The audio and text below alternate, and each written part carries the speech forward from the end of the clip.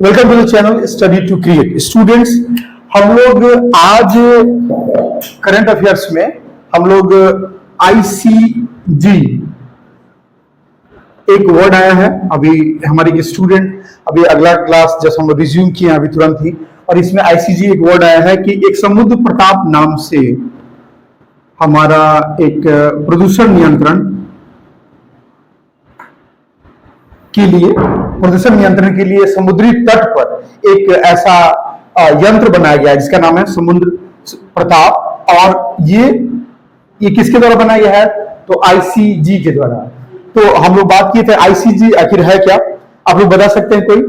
नहीं तो देखिए सिंपल है, क्योंकि ये नाम से ही पता है सामान्य रूप से ये होता है इंडियन कोस्ट गार्ड।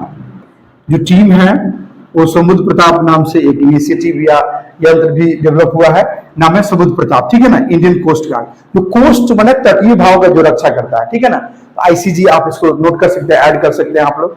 ये इस तरह से जो कोई भी एब्रिविएशन आएगा उसको हम लोग ध्यान में रखते चले जाएंगे। और एक अभी हम लोग ऑलरेडी बात की है, एक तो ये हो गया, दूसरा हम लोग अभी बात किए थे कि इंडिया और इजराइल, आई आई कह सकते हैं। तो आई आई मतलब हुआ हमारा क्या? इंडिया और इजराइल, इंडिया एंड इजराइल, ये दोनों मिलकर क्या किए हैं लोग? तो इंडिया और इजराइल मिलकर के एक जल प्रौद्योगिकी केंद्र, जल प्रौद्योगिकी केंद्र।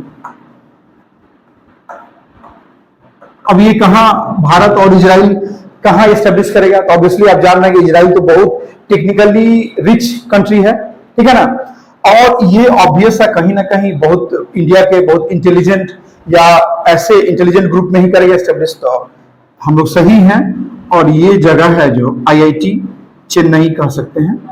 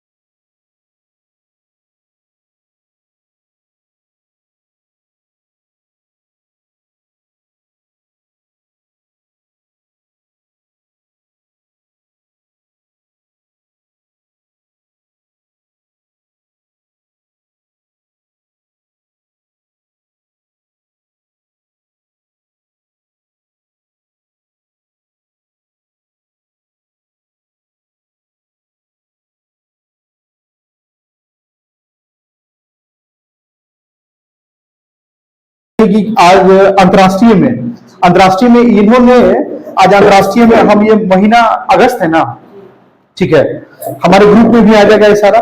तो अंतर्राष्ट्रीय में हम लोग देख रहे हैं पहला क्या है कि इस संसार का दूसरा सबसे बड़ा हीरा, कुछ नाम तो नहीं दिया गया है अभी तक, नहीं, कहां मिला है तो कनाडा द्वारा खोजा गया है, बोत्सवाना में।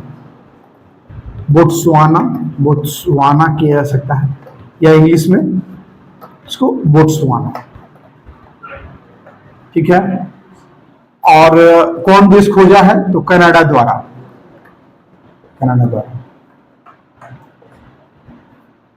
क्या है तो बोत्सवाना मिला है संसार का दूसरा सबसे बड़ा हीरा, ठीक है। अब देखिए हमारे पास ये इंपॉर्टेंट चीज है, क्योंकि कोहिनूर था ये सबसे बड़ा और सबसे महत्वपूर्ण। अब ये बोत्सवाना में नाम नहीं दिया गया, अभी तो मिला ही है, ठीक है ना। 2492 कैरेट है, ठीक है ना। इसका आप एक चीज इंपॉर्टेंट है, ये 2492 कैरेट है। अब इसी तरह अगला हमारा क्वेश्चन है, अगला जो इंपॉर्टेंट है अंतरराष्ट्रीय, ये क्या है, ठीक है। इसकी स्थापना दक्षिण अफ्रीका में हुई थी 1894 में। भारतीयों के साथ भेदभाव रोकने के लिए महात्मा गांधी ने स्थापना नटाल इंडियन कांग्रेस, ठीक है। तो देखिए ये हम लोग अंतरराष्ट्रीय अगस्त महीने का कर रहे हैं, अगस्त महीने का, और 24 अगस्त अंतरराष्ट्रीय में, इसमें पहला इंपॉर्टेंट है। दूसरा यह है कि नटाल इंडियन कांग्रेस,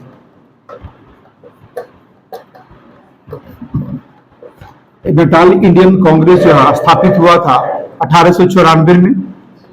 ये गांधी जी वहां थे अफ्रीका में, वहां के लोगों के लिए लड़ा, संघर्ष किए अंग्रेजों से और जीत भी दिलाया उनको। और इस वर्षगांठ 130वां वर्षगांठ वहां मनाया गया।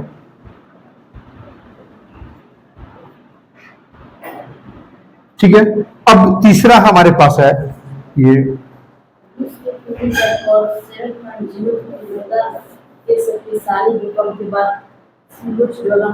अब देखिए ये कहा गया है, अब आपसे मान लीजिए ये क्वेश्चन आ जाएगा, एक नया है, इसका वजह भी है।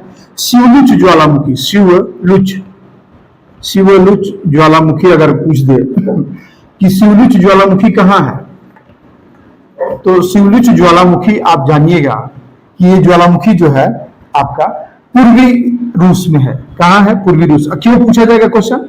इसलिए पूछा जाएगा क्योंकि अभी 7.0 मतलब 7 तीव्रता का यहाँ भूकंप का झटका आया है। कब आया है? तो अगस्त में आया, अगस्त 2024 में। ये शिवलुच ज्वालामुखी जो कि पूर्वी रूस में है, यहाँ पर 7.0 तीव्रता का भूकंप का झटका आया है। इसलिए क्योंकि ज्वालामुखी भी है, कुछ फटा भी होगा वहां पर, और उसमें भूकंप भी आता है, दोनों एक साथ आता है, ठीक है ना। तो इस वजह से ये। और चौथा,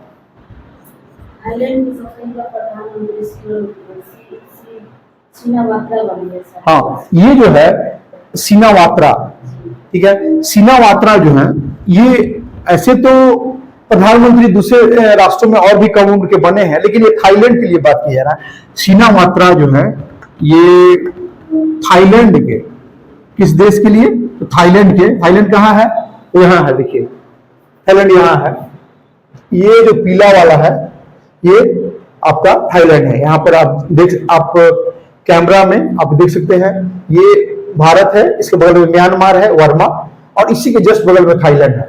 इसके बगल में एक पतला है लैंडलॉक। क्वेश्चन भी आ चुका है कई परीक्षा में कि इधर दक्षिण पूर्वी कौन ऐसा राष्ट्र है जो कि जमीन उसका कहीं भी समुद्र से सीमा नहीं लगता है? तो ये है लाओस। देखिए थाईलैंड के बगल में लाओस, और लाओस के जस्ट नीचे जो समुद्र से कुछ सीमा बनाता है कंबोडिया है। कंबोडिया, यहाँ पर Angkor Wat, famous Hindu temple Angkor Wat है कंबोडिया में ही, ठीक है ना। इसका भारत से पुराना संबंध था, हालांकि थाईलैंड से भी है, और पूरे इस क्षेत्र से भारत का पौराणिक संबंध रहा है, ठीक है।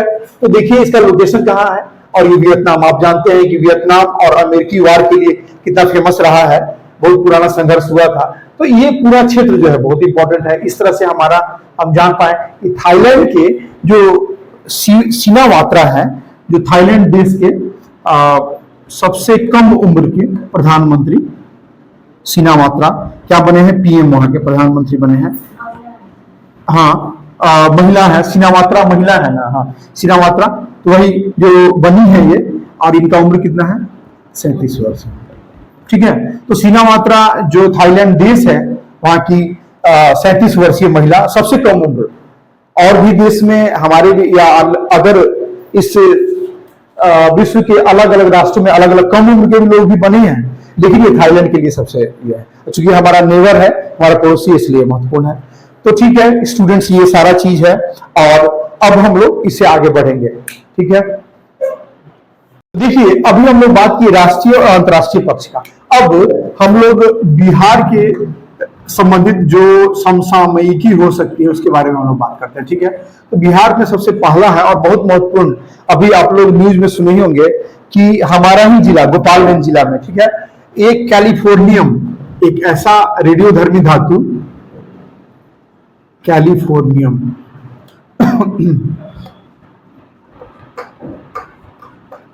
कैलिफोर्नियम एक धातु है, तत्व, एक धातु भी है ये, तो कुछ भी हो सकते हैं, धातु, अधातु, उपधातु। तो ये तत्व जो कि धातु भी है, ये रेडियोधर्मी है। कैसा है, रेडियोधर्मी, मतलब इससे अल्फा बीटा गामा रेज निकलते हैं, ये रेडियोधर्मी पदार्थ है। और इससे जो कैलिफोर्नियम है, ये जो धातु है, इसका गोपालगंज में स्मगलिंग होकर आ रहा था। एनएच कौन है, एनएच गोपालगंज में बताइए, एनएच का संख्या क्या है नेशनल हाईवे का। अब देखिए ये जान करके आपको अच्छा लगेगा कि गोपालगंज का जो एनएच है, ये हिस्सा है किसका, वेस्ट ईस्ट कॉरिडोर का। ये देखिए यहां पर थोड़ा सा इसको नहीं रोटेट कर लीजिए, क्योंकि थोड़ा सा रोटेट कर, इसे पूरा स्टैंड ही कर दिया। हाँ मैप पे कभी NH-28 नहीं दिखा था, उसको NH-27। अब बस यही बात सब हम बोल नहीं वाले हैं, तो ठीक ही बोलिए। ठीक है बाबू, यहाँ घुमा लीजिए, जरूरत इसीलिए, ठीक है ना, एडिटिंग का प्रॉपर देख लेना। हाँ इसे घुमा लो, ठीक है ना। अब देखिए अभी जो हम लोग बात कर रहे हैं, ऑन है ना, हाँ, तो हम लोग अभी जो बात ये कर रहे हैं कि जो वेस्ट से ईस्ट कॉरिडोर, देखिए ये बैगनी रंग का, हाँ मतलब पोरबंदर से लेकर के बढ़ते बढ़ते ये राजस्थान होते हुए ये उत्तर प्रदेश का ये होते हुए जगह ये जितना है क्या क्या, तो कानपुर है, कानपुर का लखनऊ है, लखनऊ होते हुए अपना ये बाराबंकी से इधर आसपास होते हुए, फिर खलीलाबाद के पास से गुजरते हुए यहाँ पर गोरखपुर होते हुए अपना गोपालगंज होते हुए ये उधर मोतिहारी होते हुए, और ये आपको दरभंगा के पास होते हुए इधर ये निकल जाता है इधर, ठीक है, पूर्णिया किशनगंज से इधर होते हुए पश्चिम बंगाल का ये हिस्सा, दार्जिलिंग इधर पास होते हुए, यहाँ से होते हुए असम में, और ये सब जगह होते हुए इस तरह से दिसपुर होते हुए उसके राजधानी के पास से होते हुए, और ये अंतिम में सिलचर एक जगह है असम में, ठीक है, तो यहाँ पर सिलचर तक ये समाप्त होता है। तो ये पोरबंदर से लेकर के गुजरात के पोरबंदर से शुरू होता है और ये असम के सिलचर में समाप्त होता है। तो ये क्या है, इसको कहेंगे पश्चिम पूर्व गलियारा, इंग्लिश में वेस्ट ईस्ट कॉरिडोर, ठीक है, कॉरिडोर को गलियारा कहते हैं। इसी तरह से एक और गलियारा है हमारे में, उत्तर से दक्षिण गलियारा। ये देखिए ये जो है हम ट्रेस कर रहे हैं पेन से, देखिए आप देख पाएंगे यहाँ से करके ऊपर से होते हुए ये आएगा और नीचे इस तरह से जाते जाते जाते जाते जाते जाते यहाँ देखिए सब ये बना हुआ है, और ये पूरा यहाँ दक्षिण तक, ये कन्याकुमारी तक। ऊपर कहाँ शुरू हुआ है, यहाँ पर आप देखिएगा श्रीनगर, ठीक है, श्रीनगर के पास, और इसका हल्का कभी इधर फैलाव भी होते रहता है आगे इधर उधर, ठीक है ना। ये श्रीनगर से होते हुए यहाँ पर पूरा ये मिलते कहाँ है, जो पश्चिम पूर्व गलियारा है और उत्तर दक्षिण गलियारा, ये कहाँ मिलता है, तो आप देखिएगा ये आपको ये और ये कहाँ मिला, एक जगह है कहाँ, झांसी, ये झांसी एक जगह है, ठीक है, जहां पर ये दोनों गलियारा मिलते हैं, ठीक है ना। एक मैप पर आप देख सकते हैं झांसी एक जगह है जहां पर पश्चिम पूर्व गलियारा और उत्तर दक्षिण गलियारा ये मिलता है, ठीक है। और इस मैप में एक चीज और दिखाया गया, हम लोग बाद में भी आएंगे डिटेल में, ये एक गोल्डन क्वाड्रिलेटरल। गोल्डन क्वाड्रिलेटरल क्या था, परिवहन के लिए था। और देखिए क्वाड्रिलेटरल ऐसे है, एक भुजा ये है क्वाड्रिलेटरल का, क्वाड्रिलेटरल मतलब क्वाड्री 4 लेटरल, देखिए एक बार, हाँ स्वर्णिम, इसको भी जाइए, हाँ ऑन है, हाँ इसको हम गोल्डन क्वाड्रिलेटरल को हिंदी में स्वर्णिम चतुर्भुज, चतुर्भुज 4 भुजा हो, तो 4 भुजा में पहला भुजा ये है, देख सकते हैं ये भुजा यहाँ से, कहा मुंबई से शुरू होते हुए यहाँ पर गुजरात के बहुत महत्वपूर्ण शहर से, सूरत वगैरह से होते हुए, ये बहुत देखिएगा यहाँ वडोदरा से होते हुए, अहमदाबाद से होते हुए, यहाँ पर ये ऊपर में यहाँ उदयपुर होते हुए, राजस्थान के उदयपुर होते हुए, फिर यहाँ पर चित्तौड़गढ़ यहाँ होते हुए, और ये अजमेर के पास से, और इस तरह से जयपुर होते हुए ये निकलते हुए और दिल्ली तक जाती है। ठीक है, ये कौन है, तो गोल्डन मतलब क्वाड्रिलेटरल यानी स्वर्णिम चतुर्भुज का एक भुजा मुंबई से दिल्ली तक, दूसरा भुजा दिल्ली से लेकर के कोलकाता तक, कहा दिल्ली से कोलकाता, इसमें कहां कहां जाता है, देखिए दिल्ली से होकर के उत्तर प्रदेश के बहुत अच्छे अच्छे शहरों में, कहां कहां, तो एक आगरा है, आगरा के बाद यहाँ आइएगा तो इटावा, इटावा के बाद आप यहाँ आएंगे कानपुर, कानपुर के बाद आप इधर आइएगा तो आपको दिखेगा यहाँ पर प्रयागराज, इलाहाबाद भी, और इलाहाबाद के बाद ये फिर बिहार में प्रवेश करता है, मुगल सराय से होते हुए निकलता है, मुगल सराय आप बहुत इंपॉर्टेंट स्टेशन है, जानते हैं जंक्शन है, तो मुगल सराय के पास से होते हुए ये बिहार में प्रवेश करता है, बिहार के भभुआ मतलब कैमूर, ठीक है ना, तो कैमूर जो जिला है उसमें आता है, और इधर रोहतास से होता हुआ औरंगाबाद से ये गुजरता है, और औरंगाबाद के बाद ये झारखंड में चला जाता है, हजारीबाग से होता हुआ, और इस तरह धनबाद, धनबाद जिला भी फेमस है कोल माइंस के लिए, कोयला के लिए, धनबाद से होता हुआ ये आसनसोल, बहुत इंपॉर्टेंट है, ये सारे क्षेत्र बहुत इंपॉर्टेंट है जहां जहां से गुजर रहा है, आसनसोल, और आसनसोल के बाद आपको ये दुर्गापुर, आप जानते हैं कि लौह इस्पात उद्योग है वहां दुर्गापुर में, दुर्गापुर के बाद यहाँ पर देखिएगा शांति, ये यहाँ पर आगे बर्धमान एक जगह है, और फिर इधर से होता हुआ कोलकाता तक पहुंचता है। ठीक है, कोलकाता सिटी जो कि पश्चिम बंगाल का राजधानी है, और मतलब दूसरा भुजा ये दिल्ली के शुरू होकर के और कोलकाता तक पहुंचता। अब इसका तीसरा भुजा, तीसरा भुजा आप देख सकते हैं कोलकाता से यहाँ शुरू होता है, और यहाँ पर मेदिनीपुर एक जगह है पश्चिम बंगाल में ही, मेदिनीपुर के बाद ये आगे बढ़ता है, और उड़ीसा के बालेश्वर, बहुत इंपॉर्टेंट जिला है बालेश्वर, एक जगह है वहां पर, बालेश्वर से होता हुआ और यहाँ पर आगे बढ़ता है, और इस तरह से यहाँ पर भुवनेश्वर, भुवनेश्वर से होता हुआ, और फिर दक्षिण में आगे बढ़ करके हम लोग आंध्र प्रदेश में प्रवेश करते हैं, और आंध्र प्रदेश में यहाँ पर कुछ इंपॉर्टेंट जगह जैसे कि श्रीकाकुलम, ठीक है ना, ये विजयनगरम के नजदीक जाता है, विशाखापट्टनम से होकर गुजरता है, विशाखापट्टनम बहुत इंपॉर्टेंट आपका पोर्ट है, यहाँ पर बंदरगाह है, जहां से ये यहाँ पर बहुत सारा खाद्यान्न है लॉयर्स का, आकर के रेलवे लाइन बिछाया गया है, यहाँ पर आप देख लीजिए स्टूडेंट्स, यहाँ पर लॉयर्स के खाद्यान्न है छत्तीसगढ़ में, वहां से रेलवे लाइन बिछाया गया है विजयनगर विशाखापट्टनम, विशाखापट्टनम से फिर उसको जहाज में लोड करके इसको कहाँ इसको जापान और साउथ कोरिया अलग अलग देशों में भेजा जाता है लॉ इस्पात, ठीक है ना, तो विशाखापट्टनम से होता हुआ, और ये और इम्पोर्टेंट क्या जगह है यहाँ आप देख कि इलुरु एक जगह है, फिर आप विजयवाड़ा, ठीक है, विजयवाड़ा की जगह गुंटूर, ये सब इंपॉर्टेंट आंध्र प्रदेश में इंपॉर्टेंट जिला है, विजयवाड़ा, गुंटूर, और उसके दक्षिण होता हुआ यहाँ पर अंगोल है, और फिर आगे हम लोग बढ़ते हैं यहाँ पर और यहाँ पर नेल्लोर भी बहुत इंपॉर्टेंट जगह है आंध्र प्रदेश का नेल्लोर, और नेल्लोर से आगे बढ़ता हुआ ये हमारा सिलुरु होते हुए पुलिकट लेक के पास में इधर ये चेन्नई में जाकर मिल जाता है, मतलब चेन्नई से लेकर के कोलकाता तक तीसरा ये भुजा है। ठीक है, इस चतुर्भुज का एक भुजा मुंबई से दिल्ली तक, दूसरा भुजा दिल्ली से कलकत्ता तक, तीसरा भुजा कलकत्ता से लेकर के चेन्नई यानी पुराना मद्रास तक, और चौथा अंतिम भुजा चेन्नई से लेकर के आपको मुंबई तक। तो इसमें कौन सा जगह होगा, तो चेन्नई से जब आप चलिएगा तो यहाँ पर बहुत इंपॉर्टेंट वेल्लोर मिलेगा, वेल्लोर आप सुने होंगे बहुत फेमस है, वेल्लोर से आप आगे बढ़ेंगे तो यहाँ पर ये बेंगलुरु बहुत इंपॉर्टेंट शहर है, आप हम सब जानते हैं इंडिया के आईटी सिटी के ये रूप में बहुत अच्छा रूप में डेवलप हुआ बेंगलुरु, कर्नाटक का राजधानी भी है बेंगलुरु से थोड़ा आगे आप बढ़ेंगे तो यहाँ पर आपको चित्रदुर्ग के पास से गुजरता हुआ, ठीक है, चित्रदुर्ग के पास से होता हुआ ये आपको धारवाड़ क्षेत्र अब बहुत इंपॉर्टेंट है कर्नाटक में, इसके लिए लॉयर्स के लिए, धारवाड़ क्षेत्र लॉयर्स के लिए बहुत इंपॉर्टेंट है। वहां पर एक जगह है, उससे होता हुआ बेलगावी, बेलगावी यानी बेलगांव, यहाँ एक जगह है, गांव है। इस क्षेत्र में गांधी जी कांग्रेस के एक ही अधिवेशन में भाग लिए हैं, अध्यक्ष बने हैं, अध्यक्ष लिए हैं, सॉरी, वो अध्यक्ष बने हैं एक ही अधिवेशन में। वो कौन सा अधिवेशन था? 24वां 1900 कब 1924 का, हाँ 1924 का अधिवेशन था, ठीक है ना। ये बेलगावी में हुआ था, बेलगांव में, ठीक है ना। इसके अध्यक्ष कौन थे? महात्मा गांधी, ठीक है। इसके बाद अब वो कभी राष्ट्रीय अध्यक्ष नहीं बने, इसके पहले भी नहीं बने, इसके बाद भी नहीं बने। तो ये एक बेलगावी एक जगह था, इसलिए आपको याद रहना चाहिए। यहाँ से क्या निकला है? एनएच, ये स्वर्णिम चतुर्भुज का ये हिस्सा निकला हुआ है, ठीक है। ये चौथा हिस्सा, और आगे बढ़ा है कोल्हापुर। ये चप्पल के लिए इंपॉर्टेंट है, कोल्हापुरी चप्पल आप लोग सुनते हैं सब लोग, तो कोल्हापुर ये इंपॉर्टेंट है। हम कोल्हापुर में थे, कोल्हापुरी चप्पल वगैरह के लिए फेमस है, ठीक है ना। अब ये देखिए कोल्हापुर से ऊपर आगे हम जब बढ़ते हैं तो देखते हैं कि यहाँ पर सतारा एक जगह है। सतारा जो शिवाजी के जब अंग्रेजों के विरुद्ध जो अभियान था उसमें सतारा बहुत इंपॉर्टेंट जगह है। आप आएंगे मराठा के बारे में पढ़ेंगे तो दक्षिणी राजधानी के रूप में सतारा का महत्व है।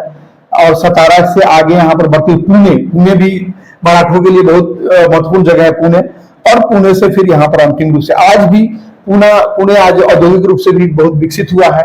तो पुणे के बाद यहाँ मिलते मिलते हम लोग मुंबई में आ जाते हैं। तो जो हम लोग सफर जो मुंबई से दिल्ली का, दिल्ली से कोलकाता का, कोलकाता से चेन्नई का, चेन्नई से फिर मुंबई का किए थे, ये स्वर्णिम चतुर्भुज। तो दो चीज है याद रखना है, एक स्वर्णिम चतुर्भुज जो ये 4 महानगरों को जोड़ता है, और दूसरा पश्चिम से पूर्व पोरबंदर से सिलचर, पश्चिम से पूर्व गलियारा, और दूसरा जम्मू कश्मीर के श्रीनगर को जोड़ता है। यहाँ पर कन्याकुमारी, तमिलनाडु के कन्याकुमारी को कौन जोड़ता है? उत्तर से दक्षिण गलियारा। तो 2 गलियारा ये इंपॉर्टेंट रखना है, ठीक है। एक प्रश्न था हमारे सामने कि जो गोपालगंज में एनएच जो है, ये NH 28 पहले था, अब इसको जगह जगह आप देखिएगा NH 27 क्यों है, ठीक है ना, कहा जा रहा है। तो इसका जवाब यही है कि ये जो NH है, नेशनल हाईवे, इसका रीनेमिंग होते रहता है। अगर मान लीजिए कि हमेशा विकसित करते रह रहा है राष्ट्र और प्रयास कर रहा है कि ये जितना इसका लंबाई उसको और से और बढ़ाया जाए, ठीक है ना। इसमें अगर सहजता के लिए हम किसी का नंबर बदलते हैं, इस तरह से जो गोपालगंज का NH 28 अब बदल के NH 27 हो गया है। इस बात को ध्यान देने वाला बात है, ठीक है। और इस तरह से अब अगला हम देखते हैं न्यूज क्या है। आप समझ गए, कैलिफोर्नियम जो तत्वता धातु, रेडियोधर्मी पदार्थ, गोपालगंज जिसमें NH 27 पर जब्त किया गया बॉर्डर पर, यूपी गोपालगंज के बॉर्डर पर, उत्तर प्रदेश गोपालगंज बॉर्डर पर। इसका वजन मात्र कैलिफोर्नियम जो धातु था 50 ग्राम था। कितना था? 50 ग्राम। और इसका दाम कितना था? 850 करोड़ रुपए। सोचिए कि कितना महत्वपूर्ण है ये, ठीक है। तो ये महत्वपूर्ण चीज था, ठीक। अब हम लोग दूसरा पढ़िए और बताइए।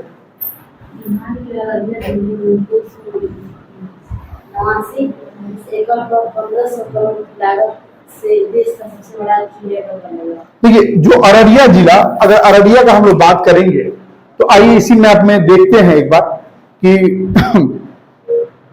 ये मैप में यहाँ है, अररिया यहाँ पर है, आप लोग देख पाएंगे यहाँ पर ये अररिया, यहाँ से NH भी गुजरा है, जो पश्चिम पूर्व गलियारा है अररिया, ये बिहार है, गुलाबी रंग का ये बिहार है, और इसमें अररिया यहाँ पर लगभग पूर्वी भाग में है यहाँ पर, ठीक है।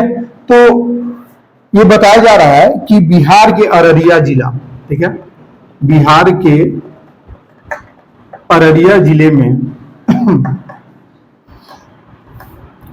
बिहार के अररिया जिले में क्या होगा? देश का सबसे बड़ा चिड़ियाघर बनेगा। देश का बहुत महत्वपूर्ण चीज है कि देश का सबसे बड़ा चिड़ियाघर,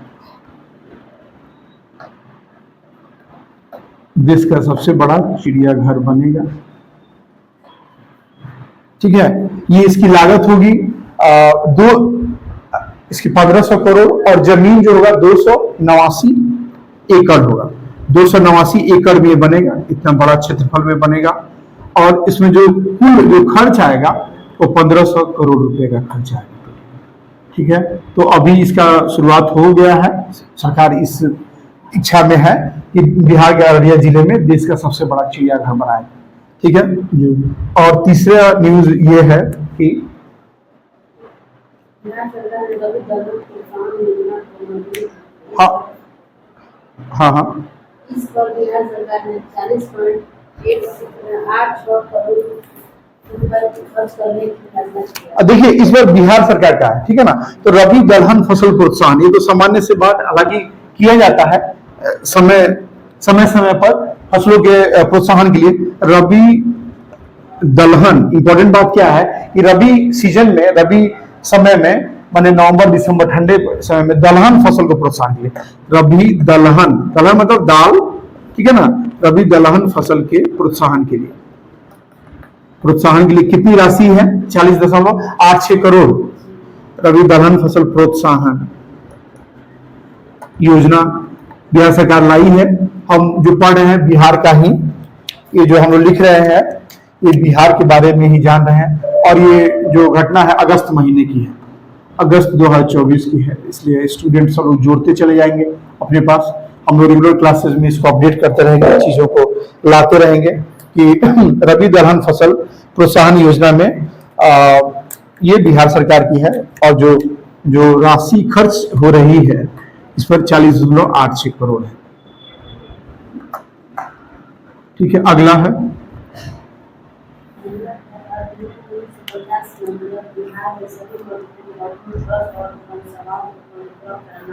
ठीक है। अब देखिए ये एक अच्छा खबर निकल कर आया है और धीरे धीरे आप देखिए मदरसा पर भी शिकंजा कसा जा रहा है। तो फिलहाल अभी जो बात हो रहा है अधिनियम 1950 का, ठीक है। तो ये क्या है अधिनियम 1950? आइए देखते हैं कि अधिनियम मतलब कोई अधिनियम बनाया था किस किस के लिए? मंदिर के लिए, ट्रस्ट के लिए, धर्मशाला के लिए कुछ नियम बना हुआ था, अधिनियम बना हुआ था। इसको अधिनियम मतलब विशेष नियम। अधिनियम 1950 के तहत ये जो बिहार में, ये क्या राष्ट्र भर का बात कर रहा है कि बिहार का? बिहार का। तो अभी जो हम लोग अभी बात कर रहे हैं बिहार का ही कर रहे हैं, ठीक है ना। बिहार सरकार इसके द्वारा लाया गया है। तो अधिनियम 1950 में जो मंदिर का था, जो ट्रस्ट का था, और जो धर्मशाला है, और एक आप जानते हैं मठ बिहार में बहुत महत्वपूर्ण है, ये मठो है। ये चारों चीजों के लिए मुख्य रूप से एक पंजीकरण आवश्यक कर दिया गया। कोई ऐसा नहीं कि खोल करके अपना कहे कि हम चला रहे, नहीं। इनको अगर चारों आप कहीं भी स्थापित करते हैं तो इनका सरकार में, बिहार सरकार में आपको पंजीयन कराना आवश्यक होगा, क्योंकि रजिस्ट्रेशन कहते हैं, पंजीकरण कराना आवश्यक होगा। मतलब सरकार की नजर में होना चाहिए, पंजीकरण कराना आवश्यक होगा, पंजीकरण कराना आवश्यक होगा, रजिस्ट्रेशन।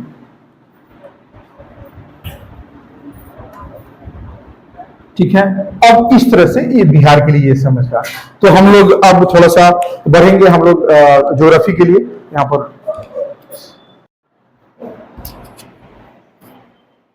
ठीक है स्टूडेंट्स, अभी हम लोग अब ज्योग्राफी का बात करते हैं, यानी भूगोल में आते हैं। और भूगोल में हम लोग समझते हैं कि जहां से हम लोग अक्षांश देशांतर को थोड़ा समझे थे और हल्का फुल्का और भी बात किए थे, 4 मिनट 111 किलोमीटर, आप समझ रहे हैं हम क्या बोल रहे हैं। और 82.5 डिग्री पूर्वी देशांतर क्या है, समय का क्या अंतराल का बात है, ठीक है। अब मिर्जापुर क्या है, कुछ हम लोग समझ पा रहे हैं, ठीक है। उसमें थोड़ा सा और कुछ संगठन का बात किया था, आसियान क्या है, सार्क क्या है, और भी बात करते रहेंगे, बिम्स्टेक का ही बात करेंगे।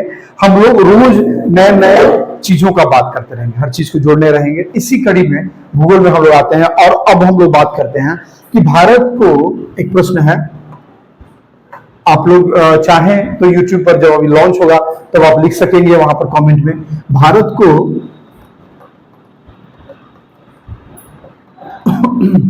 भूगर्भीय रूप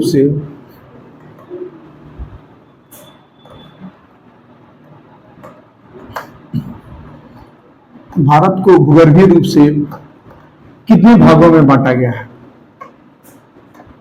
कितने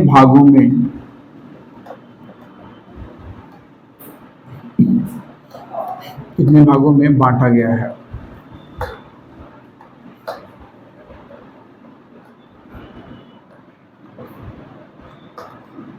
ठीक है, भारत को भूगर्भीय रूप से कितने भागों में बांटा गया है? तो आइए इसका जवाब हम लोग देखते हैं, और एक चीज और देखेंगे यहाँ पर कि भूगर्भीय रूप से जब हम बात कर रहे हैं तो यहाँ एक और बात आता है कि भारत को भू आकृतिक रूप से, ठीक है, तो हम दोनों लिख लेते हैं और आप लोग को समझाएंगे भी इस बारे में। तो दूसरा भी यहां लिख लेते हैं, भारत को भू आकृतिक रूप में, इसको अगर इंग्लिश में कहिएगा इसको जियोलॉजिकल फॉर्म में, जियोलॉजिकल फॉर्म प्रयास करेंगे, जो इंग्लिश का टर्म भी देते रहेंगे, बाकी हिंदी का भी। और भारत को भू आकृतिक या हम कह सकते हैं, दूसरा शब्द क्या कह सकते हैं, या स्थलाकृतिक, स्थल आकृतिक। भारत को स्थलाकृतिक रूप से कितने भागों में बांटा गया है? कितने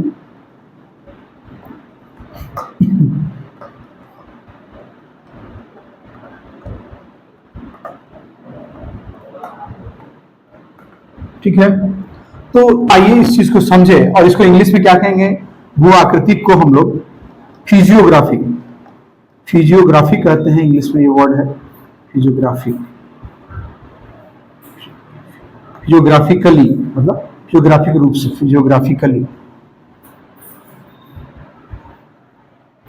तो इसको समझने के लिए थोड़ा सा हम लोग देखते हैं, और हम लोग करते हैं कि यहां जो बात है भूगर्भीय रूप का,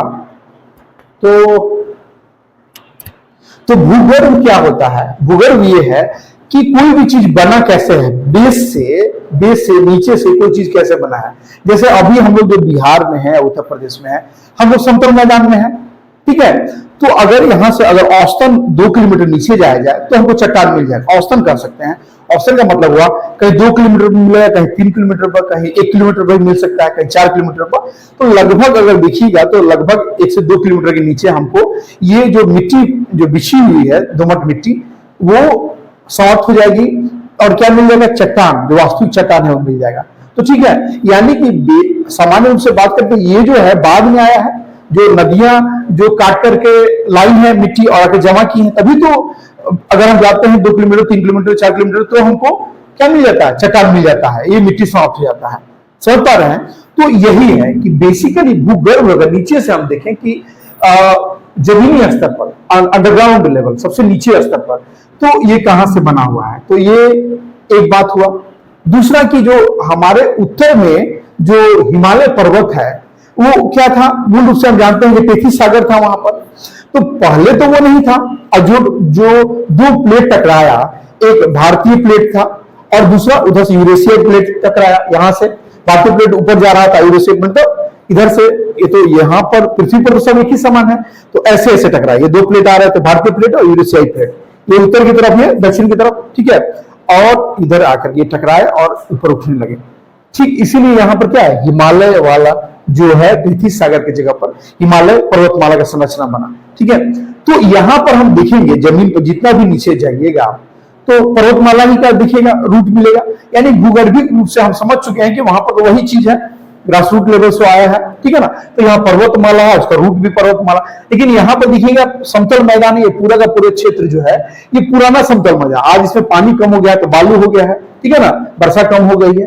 तो ये पूरा जो है पंजाब, हरियाणा, राजस्थान का ये क्षेत्र, पूरा ये उत्तर प्रदेश, ये बिहार का, ये पश्चिम बंगाल, असम का ये क्षेत्र क्या है? ये मैदानी समतल मैदान है, ठीक है ना। लाई गई मिट्टी नदियों द्वारा काट काट करके इधर से उधर से ऊपर से बिछाई गई मिट्टी है। तो बहुत बड़ी नहीं है, 2 से 4 किलोमीटर तक ही है। उसके नीचे जाइएगा तो आप चट्टान मिल जाएगा। बात समझ गए ना। तो भूगर्भिक रूप से देखते हैं तो ये एक तरह का है, एक दूसरे तरह का मिट्टी बिछी हुई है। और ये तीसरा जो हमारा वास्तविक जो भारतीय भूखंड था, जो कि उत्तर की तरफ चल रहा था, यही था भूखंड था, ठीक है ना। और यही चट्टान था, मूल चट्टान यही था। तो तीसरा जो मुख्य रूप से था ये दक्षिण का प्रायद्वीपीय जो पठार था, यही था। तो अगर हम भूगर्भीय रूप से भारत को 3 भाग में बांटते हैं, आप शायद समझ पाए हम क्या कह रहे हैं। और इसके साथ ही साथ एक बात और हम बोल देना चाहते हैं कि ये जो जब भूगर्भीय हम बता रहे हैं तो यहां पर हम भू आकृतिक भी अब बता ही दें। भू आकृतिक या स्थलाकृतिक आप जानते हैं कि ये तो सिंपल है थोड़ा। स्थलाकृतिक मतलब ऊपर से स्थल का आकृति क्या है, ठीक है, ऊपर से स्थल का आकृति क्या है आप खुद देखिएगा। तो ये जो भारत का ये जो जगह है, यहां पर भारत का ये जो जगह देख पाइएगा तो आप देखिएगा कि ऊपर में यहां पर्वतमाला है। हम यहां एक प्राकृतिक मैप भी लगा देंगे आगे, अभी तो ये राजनीतिक मैप है, पॉलिटिकल मैप है। यहाँ पर एक नेचुरल मैप भी लगाएंगे भारत का, ठीक है, प्राकृतिक मैप। तो ये पर्वतमाला है, ठीक है, यहाँ पर। तो ये है पहला भूगर्भीय का है। दूसरा ये समतल मैदान है यहां से यहां। तीसरा क्या है, तीसरा ये प्रायद्वीपीय पठार है। 3 हो गया, ये हो गया भूगर्भिक रूप से, ठीक है। और जब हम बात करते हैं स्थलाकृतिक रूप में तो पहला क्या हो गया, स्थलाकृतिक रूप में पहला पर्वतमाला तो रहेगा ही रहेगा, उसका एक अलग है, ठीक है। दूसरा क्या हो जाएगा, दूसरा समतल मैदान हो जाएगा, ठीक है, यहां पर हो गया। लेकिन जो ये जो क्षेत्र है ये तो है मैदान ही है, ये क्षेत्र जो है मैदान ही है, ठीक है ना। लेकिन अब ये उपजाऊ नहीं है, पानी कम हो गया है समय के साथ। वहां पर पुरानी संस्कृतियां थी, अब ये पानी कम हो गया और ये एक रेगिस्तान के रूप में परिणत हो गया। तो इसको एक तीसरा रूप में हम बांट लेते हैं, ये रेगिस्तान है, ठीक है। और चौथा रूप क्या हो जाता है, तो चौथा रूप ये तटीय भाग हो गया। ये इधर का पूर्वी तट में पतला सा ये है मिट्टी, उपजाऊ मिट्टी है। इधर पश्चिम में भी पतली ये जो क्षेत्र है ये उपजाऊ मिट्टी है। पांचवा क्या हो जाता है, तो पांचवा ये प्रायद्वीपीय पठार हो जाता है, बीच का ये जो क्षेत्र है प्रायद्वीपीय पठार का क्षेत्र है, ठीक है। और छठा हमारा अंतिम रूप से जो ये अंडमान निकोबार का द्वीप समूह है, ये लक्षद्वीप समूह है, इस तरह का इधर उधर और भी कुछ न्यूमुरे द्वीप है, यहाँ पर इधर भी कुछ द्वीप है। इन सब को मिला करके हमारा भारत को स्थलाकृतिक रूप से हम भारत को स्थलाकृतिक रूप से 6 भाग में बांटते हैं और भारत को भूगर्भीय रूप से 3 भाग में बांटते हैं, ठीक है। तो इसको लिख लिया जाए। पहला है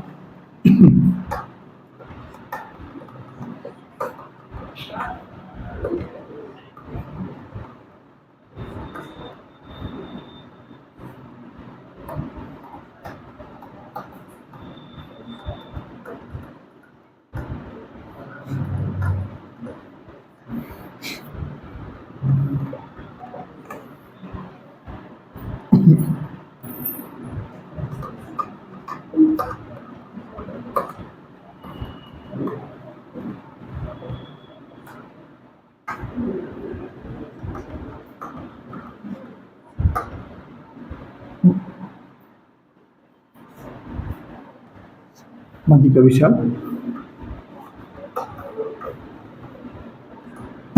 तीसरा है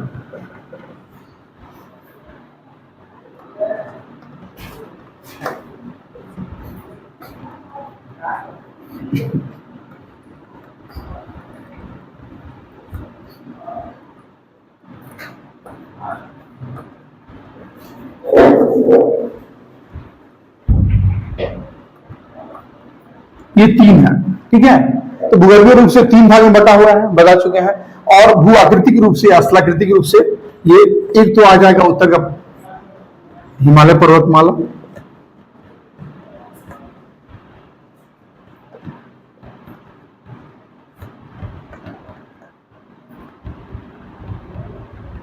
दूसरा आ जाएगा समतल मैदान मध्य का।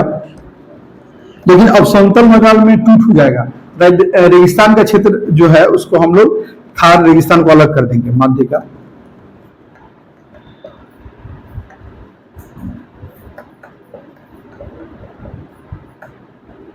तीसरा है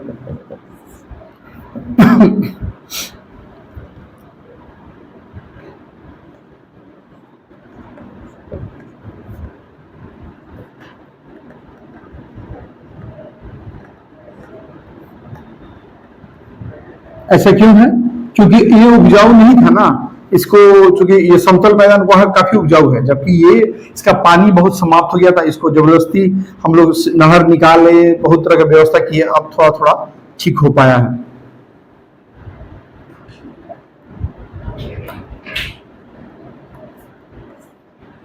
लेकिन फिर अब इसमें एक अलग समस्या आ गया, नमक ऊपर सतह पर आ गया, एक अलग ही समस्या यहाँ खड़ा हो गया है। चौथा है दक्षिण का प्रायद्वीपीय,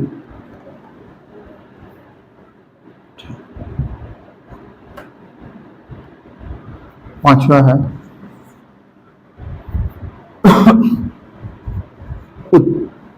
पूर्व तथा पश्चिम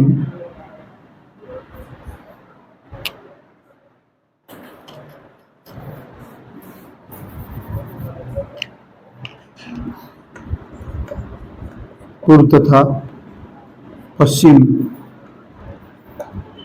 तट का मैदान, तट का मैदान। अब ये जो है इसी से निकल गया है। अब इन दोनों को मिला करके हम लोग बस यही बनाए थे, और मध्य का जो विशाल समतल मैदान है इससे ये निकल गया है।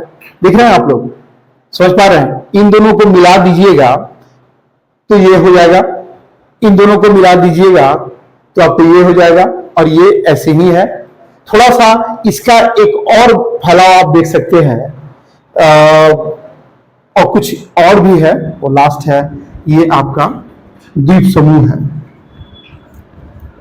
द्वीप समूह जो है कहीं ना कहीं जो प्लेट ये कैसे बना है, आप खुद सोचिए कि हिमालय पर्वतमाला कैसे बना है, दो प्लेट टकराया ना उससे, तो ये जो अंडमान निकोबार द्वीप है, जगह जगह का इधर का फैलाव ही तो है।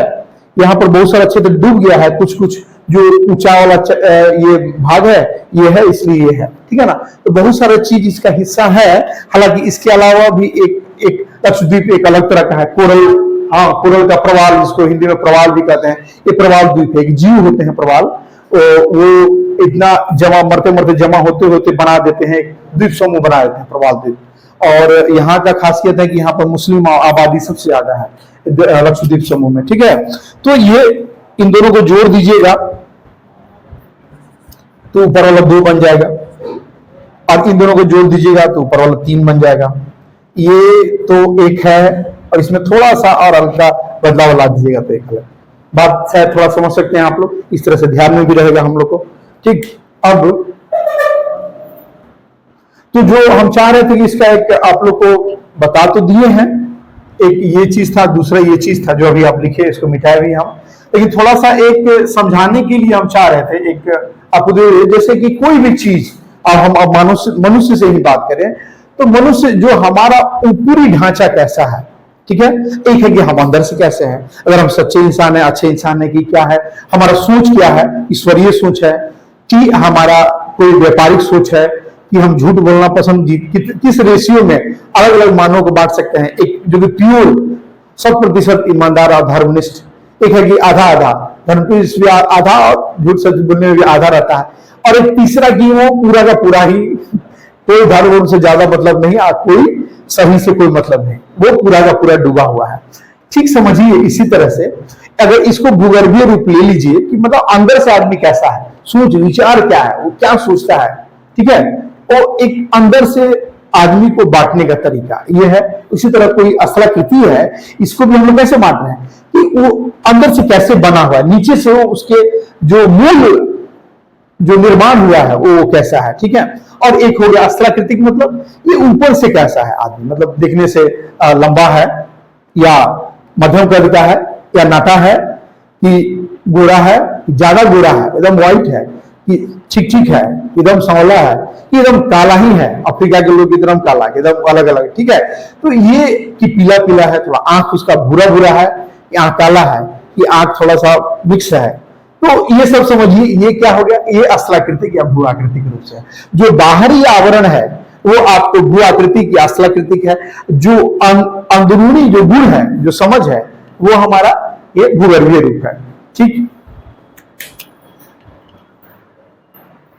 ये हम लोग थोड़ा पठार को समझते हैं, भारत में जो पठारी संरचना है उसको थोड़ा देखते हैं, और इस तरह से उसका हिमालय पर्वत में हो जाएंगे। तो देखें कि भारत का जो पठारी संरचना है वो किस तरह से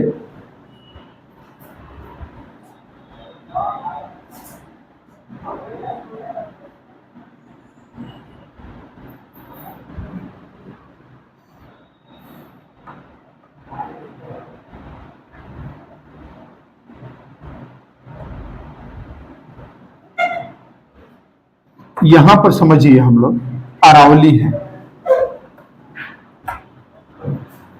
अरावली श्रेणी,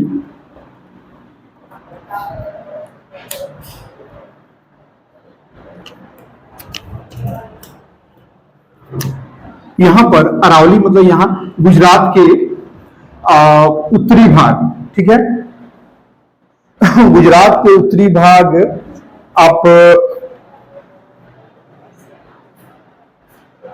आप इस मैप में भी देख सकते हैं। गुजरात का उत्तरी भाग यहां से शुरू होता है और यह राजस्थान से होता हुआ और ये दिल्ली के इस क्षेत्र तक ये जाता है, ठीक है। ये अरावली श्रेणी का विस्तार है और इसको हम लोग इसी को हम लोग दिखाते हैं, ठीक है। और यहां पर ये अरावली श्रेणी का विस्तार है और यहां पर जो शिखर है इसका गुरु शिखर है। अरावली श्रेणी का, अरावली पहाड़ी का जो ये श्रेणी है इसका सबसे ऊंचा चोटी का क्या नाम है? गुरु शिखर, ठीक है, गुरु शिखर। और इसकी ऊंचाई कितनी है? 1722 मीटर, ठीक है। अब देखिए कि अरावली के बाद यहां पर ये जो भाग है ये मालवा पठार कहलाता है, मालवा पठार। और ऊपर का जो ये सीमा है अरावली श्रेणी के बाद, ये जो ऊपर का सीमा है ऐसे ही लगा रहता है और यहां से विस्तृत होते होते होते होते ये राजमहल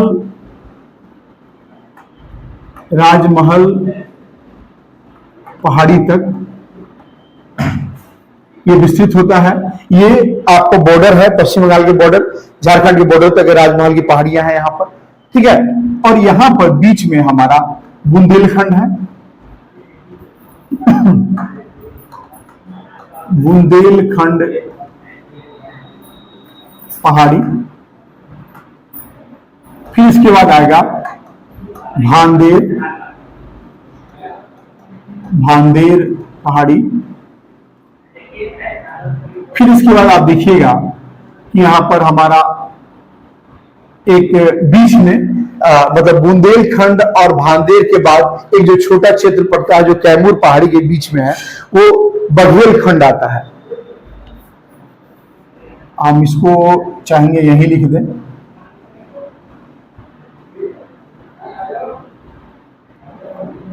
बघेलखंड है यहां पर, ठीक। और ठीक इसके बाद जो हमारे बिहार में है आपका कैमूर और रोहतास क्षेत्र, वहां पर कैमूर पहाड़ी है, कैमूर पहाड़ी यहां पर है, ठीक है। इसके बाद आप देखिएगा कि कैमूर पहाड़ी के यहां दक्षिण में आपको, ऐसे तो गिरिडीह की पहाड़ी भी हो सकता है, पलामू पहाड़ी है, सब छोटा छोटा है, लेकिन मुख्य रूप से अगर हम लोग बात करेंगे तो छोटा नागपुर का पठार है। यहां पर क्या है? छोटा नागपुर का पठार है, छोटा नागपुर का पठार, बड़ा सा विस्तृत है यहां पर। यहीं पर सिंहभूम का क्षेत्र है जहां पर लॉयर्स मिलता है, ठीक है ना, पूर्वी सिंहभूम, पश्चिमी सिंहभूम। और ये छोटा नागपुर के बाद आप जब देखिएगा यहां पर तो सबसे अब महत्वपूर्ण चीज आता है, शुरू होता है यहां पर मालवा पठार से नीचे में आपका जो विंध्य पर्वत जो है, विंध्याचल पर्वत जो इसका यह विस्तार इधर तक है, ठीक है ना। कहां तक है? तो कैमूर पहाड़ी, बिहार के भभुआ के रोहतास के आसपास तक है इसका विंध्याचल पर्वत का विस्तार। और उसी के दक्षिण में नदी कौन है? आपका नर्मदा नदी है, ठीक है ना। तो विंध्य पर्वत है यहां पर, अगर देखिएगा तो आपका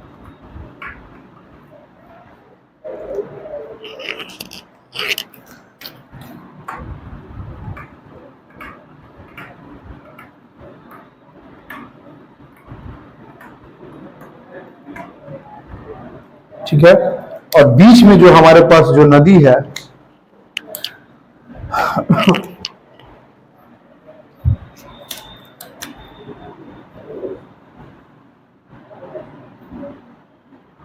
ये नदी क्या है?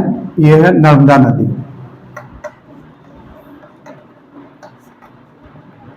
ठीक। इसी तरह ये इस पर्वत का नाम लिख देते हैं। ये पर्वत का नाम क्या है? विंध्य पर्वत या विंध्याचल,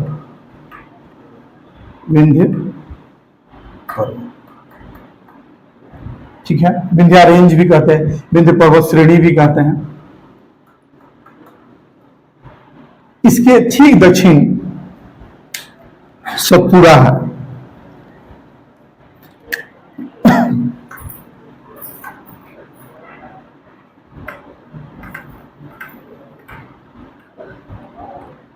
सतपुड़ा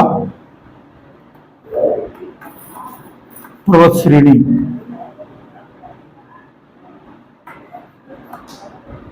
ठीक है, सतपुड़ा पर्वत श्रेणी। विंध्याचल ज्यादा बड़ा है, ये थोड़ा छोटा है उसके मुकाबले। इसका नाम है सतपुड़ा पर्वत श्रेणी। ठीक इसके दक्षिण में एक नदी है, इसका क्या नाम है? वेरी गुड, इसका जो नदी है उसका नाम है ताप्ती।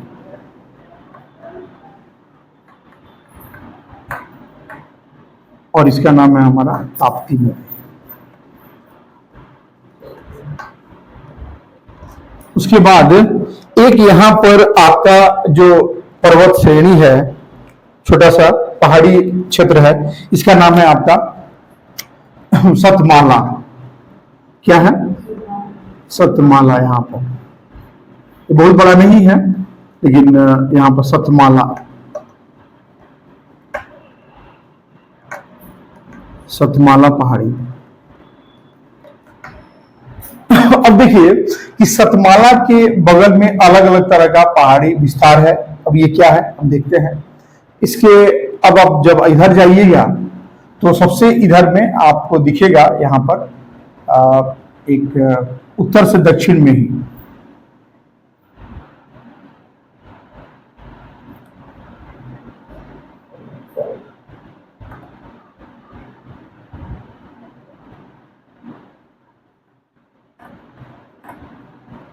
ये आपका मैकाल पर्वत माला है, मैकाल पर्वत श्रेणी। मैकाल रेंज इंग्लिश में कहते हैं, या हिंदी में मैकाल श्रृंखला हम कह सकते हैं, ठीक है। अब सतमाला के बाद हमारे बहुत सारे छोटी छोटी पहाड़ियां हैं। यहाँ पर आप देखिएगा हरिश्चंद्र है सबसे नीचे, उसके अजंता है, फिर उसके बाद देखिएगा आपका महादेव पहाड़ी है यहाँ पर। तो इसका हम देख लेते हैं विस्तार क्या है। आप लोग इसको लिखते जाइएगा, ठीक है ना, इसको लिखते जाइए, हम इसको और नीचे पूरा कर देते हैं।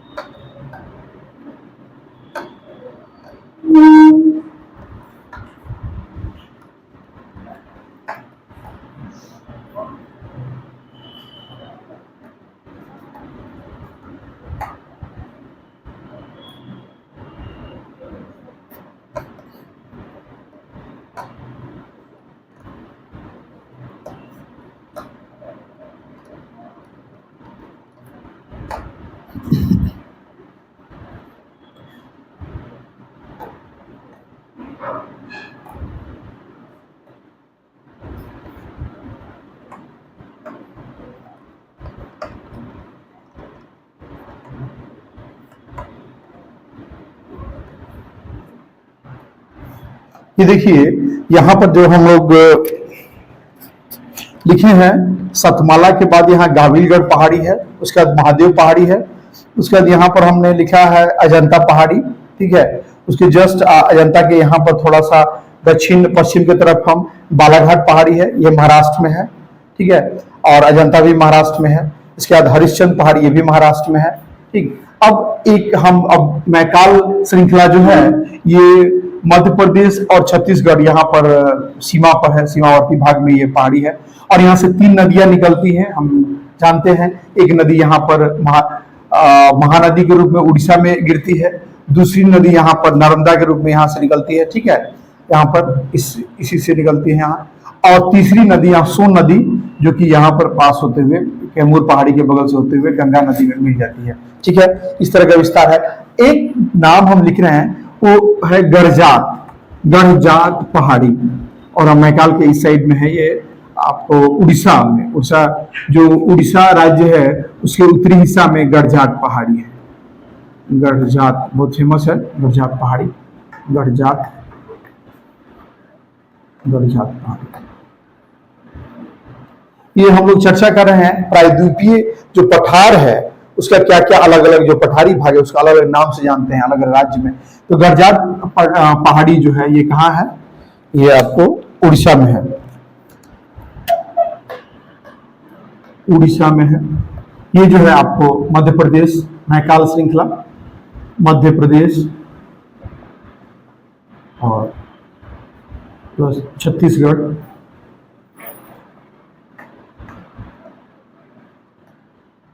ये सब सारा जो है महादेव, और ये सारा ये आपको महाराष्ट्र में है।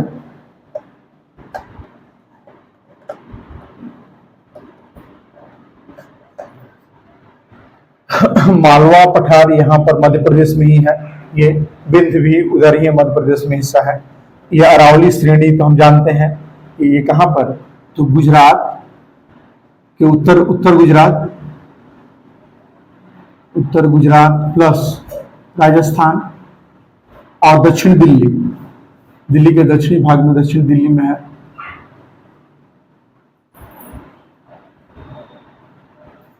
ये अरावली का, और अरावली का ही सबसे ऊंची श्रेणी क्या है? गुरु शिखर, जिसकी ऊंचाई है 1722 मीटर। हम और अभी आते हैं जस्ट इसके साथ ही साथ।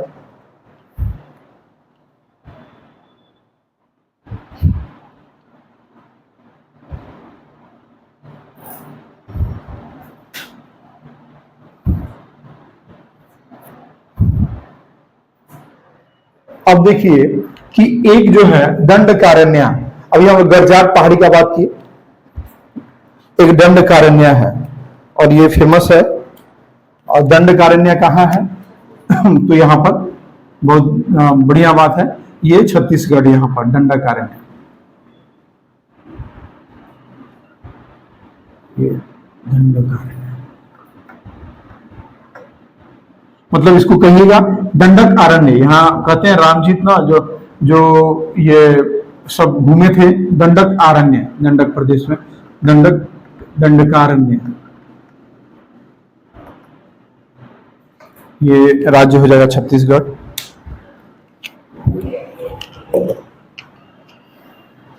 और ये इंपॉर्टेंट है, क्वेश्चन आता है, कभी भी पूछा जा सकता है किस राज्य में कौन सा है? छत्तीसगढ़।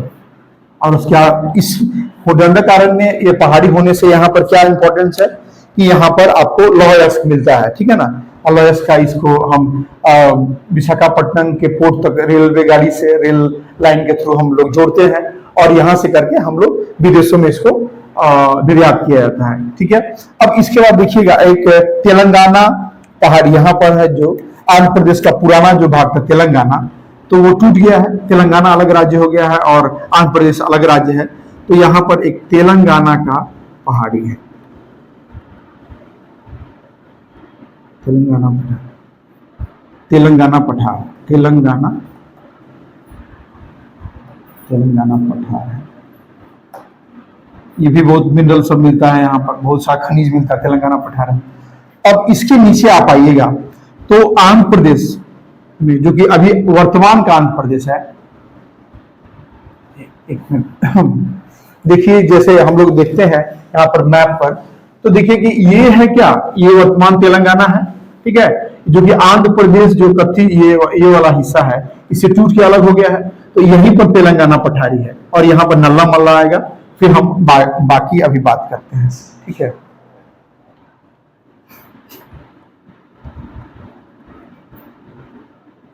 यहाँ पर नल्ला मल्ला,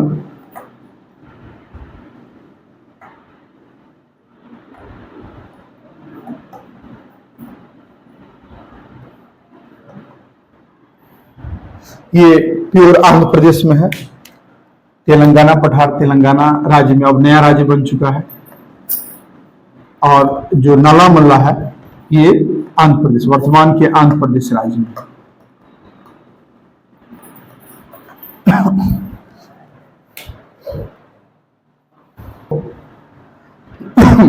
वेलिकोंडा और पालकोंडा, यहां हम लोग जैसे आएंगे,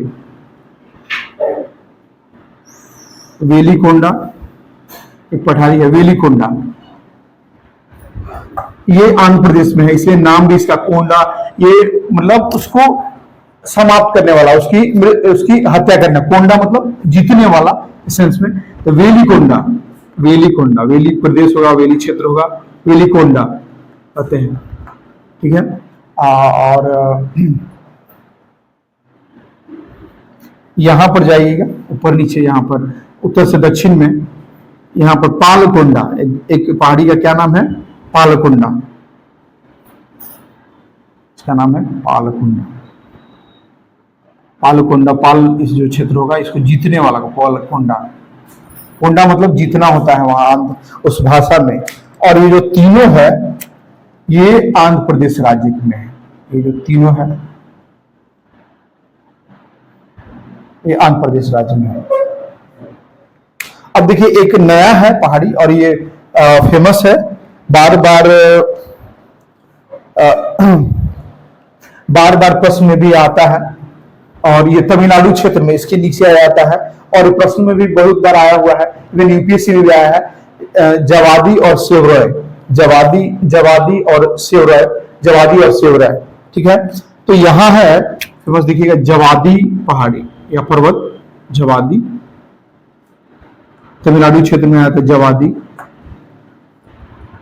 ये फेमस है, थोड़ा ध्यान में रखना है, बस इतना ही तो है। एक बार बार रिवाइज करते रहेंगे, हम नाम लेते रहेंगे, याद हो जाएगा, क्योंकि यही सब प्रश्न में आता है, यही मुख्य है। जवादी श्रेणी, पर्वत श्रेणी, जवादी श्रेणी। और दूसरा है सेवरॉय, शिव से सेवरॉय आपको याद रह सकता है, सेवरॉय याद रखिएगा। पूछता है, क्रम भी पूछ देता है, कौन ऊपर है कौन नीचे, तो याद रखिए जवादी जो श्रेणी है ऊपर है, उत्तर में है, और जो सेवरॉय है दक्षिण में है, तमिलनाडु राज्य में।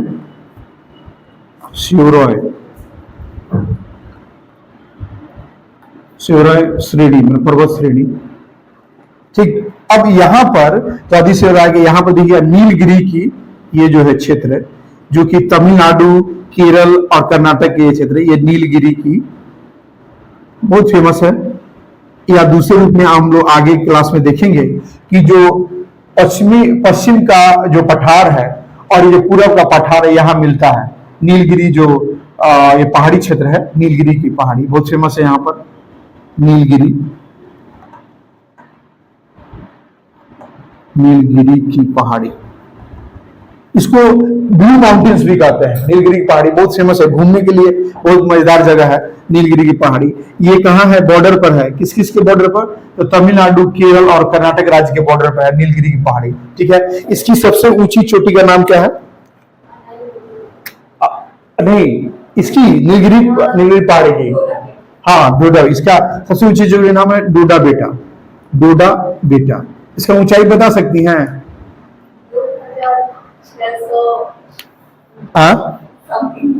ठीक है, टफ होता है, ठीक है ना, तो इसका ठीक है टफ होता है थोड़ा ऊंचाई बता पाना, लेकिन बस हमको रिलेटिव ऊंचाई पता होना चाहिए, ज्यादा सबसे।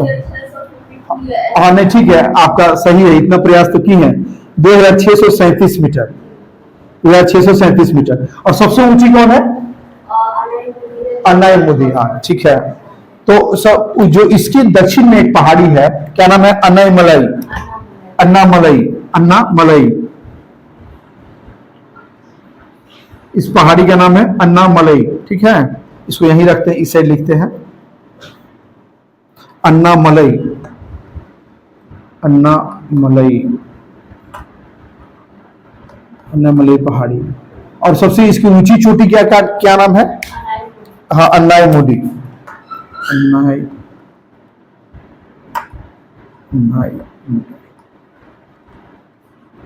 ये जो है इस क्षेत्र की, और ये पश्चिमी और पूर्वी जो पठारी भाग है इसकी सबसे ऊंची चोटी है, क्या नाम है? अन्नायमुडी। अन्नायमुडी जो है पश्चिमी पठार और पूर्वी पठार की सबसे ऊंची चोटी है, और इसकी ऊंचाई कितनी है? 2695 मीटर, ठीक है ना। और ये नीलगिरी के हम लिख देते हैं 3 राज्यों में है, कहां कहां? तो एक तमिलनाडु लिख लीजिएगा, एक प्लस दूसरा है केरल, और एक तीसरा है कर्नाटक। तीनों में फैला हुआ है थोड़ा थोड़ा ये भाग, ठीक है। ज्यादातर तमिलनाडु में है, ज्यादातर भाग इसका तमिलनाडु में फैला हुआ है, ठीक।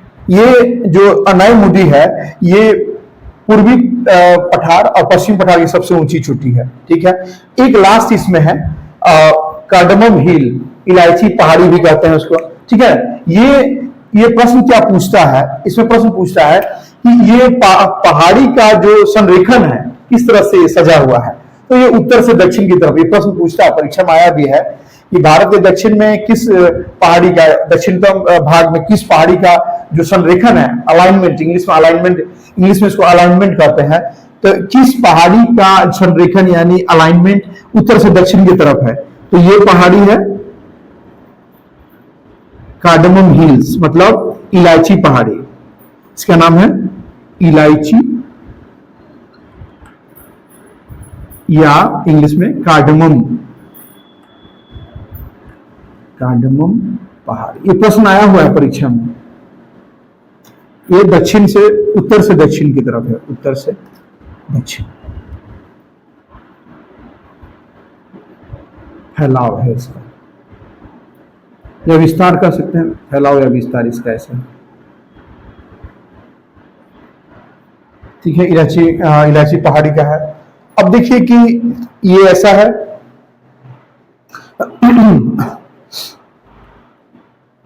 हम 2 चीज और इसमें ऐड करेंगे। एक तो एक अच्छा खासा विस्तार हो गया, कुछ चीज और ऐड करते हैं इसमें।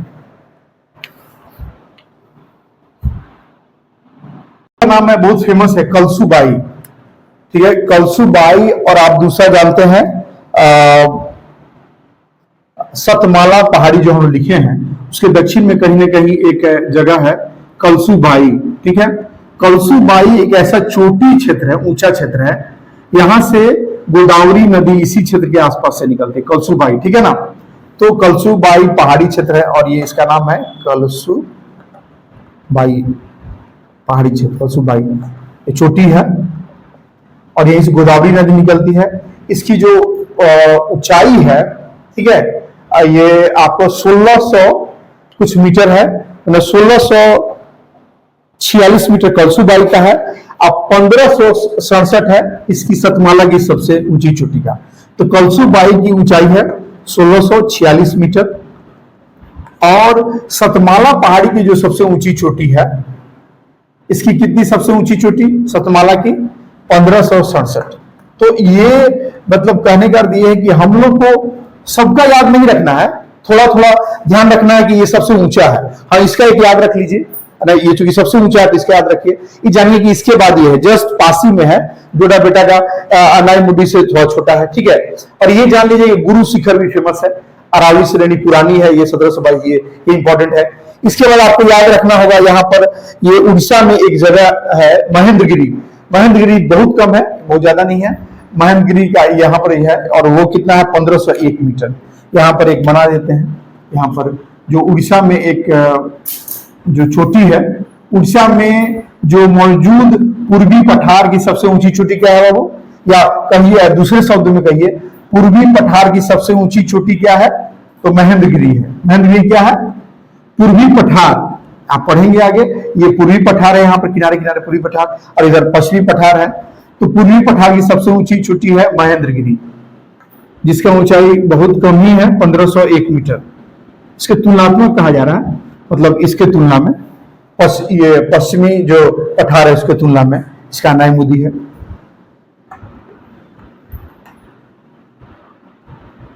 ये मिलन बिंदु है, यहाँ पर नीलगिरी मिलती है इधर से और इधर से आकर के पूर्वी पठार और पश्चिम पठार आगे के समय में देखेंगे। और यहाँ पर भी हमारा देखिएगा कि एक ये बना है, आप आगे कुछ और इसमें ऐड कर लेते हैं हम लोग। यहां पर जो हमारा मतलब जो पश्चिम बंगाल हिस्सा है और उसके आसपास का जो बांग्लादेश क्षेत्र है, मतलब एक बार इधर कैमरा को शुभम इधर लाइए यहां पर जो ये पश्चिम बंगाल का क्षेत्र है और ये बांग्लादेश का क्षेत्र है, ये धंसा हुआ भाग था तब तो, हाँ है ना। और इसका नाम है मालदा भ्रंश फॉल्ट, इंग्लिश में मालदा फॉल्ट भी कहते हैं, हिंदी में मालदा भ्रंश। और यहाँ पर तरह तरह की तमाम नदियां ला करके अपना जो मिट्टी के कण है जमा करके इसको मैदानी भाग बना दी है, ठीक है ना। इसलिए ये जो इसका 2 से 4 किलोमीटर अंदर गहराई है, ये जो मिट्टी का भाग जो जमा हुआ है 2 से 4 किलोमीटर ही गहरा है, ठीक है। बाकी नीचे जाएगा तो फिर पठारी मिलेगा। हम बोले ना पूरा का पूरा ये जो समतल भाग है ये 2 से 4 किलोमीटर तक ही गहरा है, उसके नीचे पठार चट्टान मिलेगा आपको, तो ठीक है ना। इसको कहते हैं मालदा भ्रंश। तो इसको देखिए हम यहां पर ड्रॉ कर देते हैं।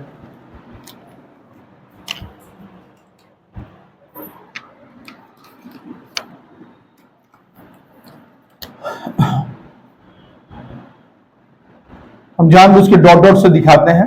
ये ताजमहल पहाड़ी इधर, ये मालदा भ्रंश, मतलब यहां पर जब दोनों टकरा रहे थे भारतीय प्लेट और यूरेशियाई प्लेट, तो जगह जगह पर बहुत, जैसे यहां पर देखिए यहां से ताप्ती नदी है, नर्मदा नदी, यहां भी भ्रंश हुआ था, ठीक है ना, टूटा था। और वहां पर नदी ऊपर से पहाड़ से होकर के इस घाटी में बहने लगी, इधर भी घाटी बहने लगी, तरह तरह महानदी भी जो बहती है वो भ्रंश हुआ था और वहां पर बहने लगी, ठीक है ना। तो ये है मालदा भ्रंश, इसको इंग्लिश में फॉल्ट भी कहते हैं, इसका नाम है।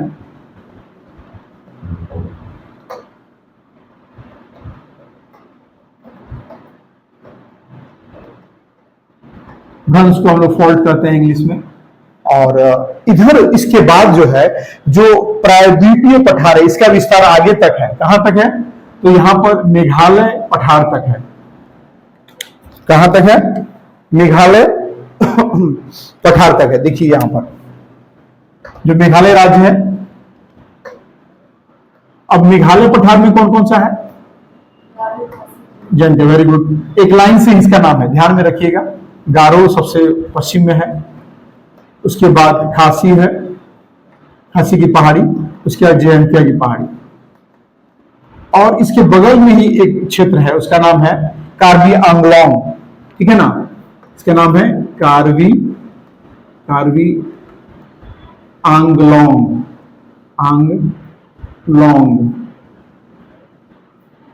ठीक है ना। ये क्षेत्र है, ये असम का क्षेत्र है। एक बार ये जो क्षेत्र है यहाँ पर, ये गारो, खासी, जयंतिया, और ये जो क्षेत्र असम का, यहाँ कार्बी आंगलोंग है, देख सकते हैं आप लोग मैप में, ठीक है ना। ये यहां तक इसका फैलाव होता है, ठीक है। तो आप लोग देखिए कि ये प्रायद्वीपीय पठार का विस्तार इस तरह से है, इस तरह से ये सब ये फैला हुआ है। और एक दो जो हम लोग यहाँ जोड़े कि कलसूबाई जो है, कलसूबाई से ये जो चोटी है, यहाँ से कौन नदी निकलती है? गोदावरी नदी निकलती है, ठीक है ना। और यहाँ पर फिर नीचे आगे हम लोग पढ़ेंगे, फिर कृष्णा का क्या है स्रोत, फिर कावेरी का क्या है स्रोत, या अन्य सारी नदियों के बारे में भी हम लोग पढ़ेंगे। एक हमारे पास एक अच्छा खासा ये समूह हुआ, समझ पाए हम लोग कि पठारों का क्या विस्तार है, फैलाव है, ठीक है। तो दो सॉरी, तो हम इसी के साथ इस जो दक्षिण का प्रायद्वीपीय पठार है, दक्षिण का प्रायद्वीपीय पठार है, इसका एक झलक देखने के साथ आगे इसके बाद में कुछ और भी बातें करेंगे। पहले हम लोग हिमालय के वर्गीकरण के बारे में जानेंगे और उसके डीप स्टडी करेंगे, समझेंगे, और उसमें जो जो ऑब्जेक्टिव पॉइंट्स होंगे या समझने वाले बिंदु उनको समझेंगे। इसके साथ आज का क्लास जो है हम लोग आगे बढ़ाते हैं और अगले क्लास में हम यहाँ से जुड़ेंगे, ठीक है। तो friends, thank you very much आपके सपोर्ट के लिए। स्टूडेंट्स, आइए हम लोग देखते हैं कि हिमालयाज में हम लोग ने स्टार्ट किया था, पहला कश्मीर हिमालय स्टार्ट किए थे।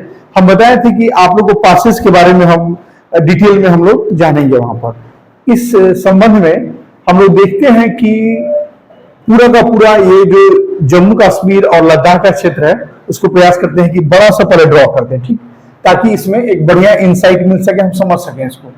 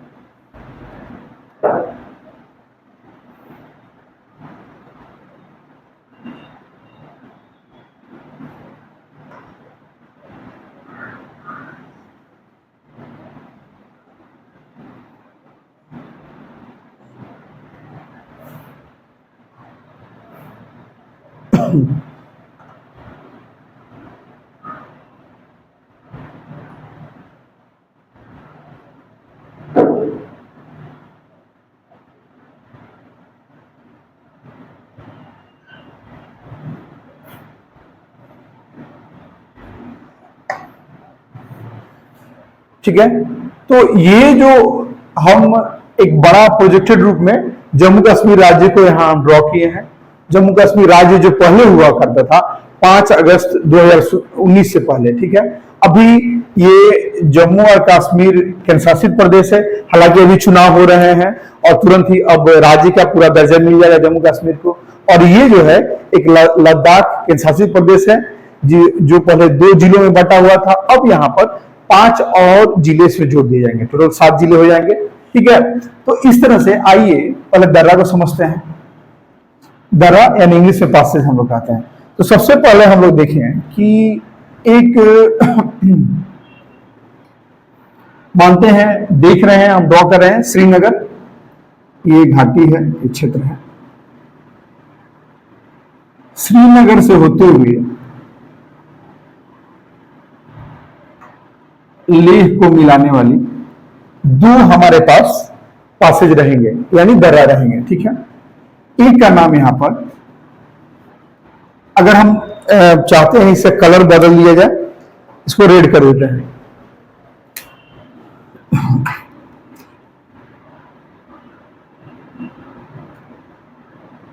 समझिए पूल टाइप का हम बना दे रहे हैं, इससे आपको पता चल जाएगा कि जहां जहां ये रहेगा लोकेशन, ठीक है ना। तो यहां पर आपको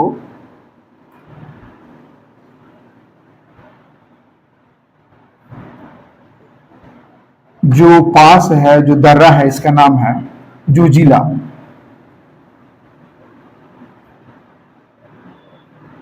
जोजिला दर्रा। अगला, इसी हाईवे पर ये जो जगह है ये श्रीनगर है,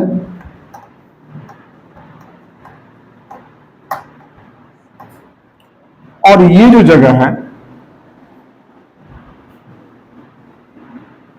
ये लेह है। ये जो रास्ता है इसको श्रीनगर लेह हाईवे भी कहते हैं। तो अगर हम लोग चाहें तो इसका नाम हम लोग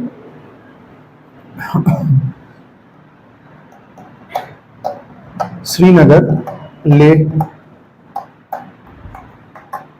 हाईवे कह सकते हैं, ठीक है। अब देखिए कि एक तो यहां पर ये जो दर्रा है इसका नाम जोजिला दर्रा है, एक यहां पर एक और दर्रा है, इसका नाम बर्जिल है, बर्जिला दर्रा, बर्जिला भी कहा जाता है दर्रा। इसका इंग्लिश वर्ड भी लिख देते हैं,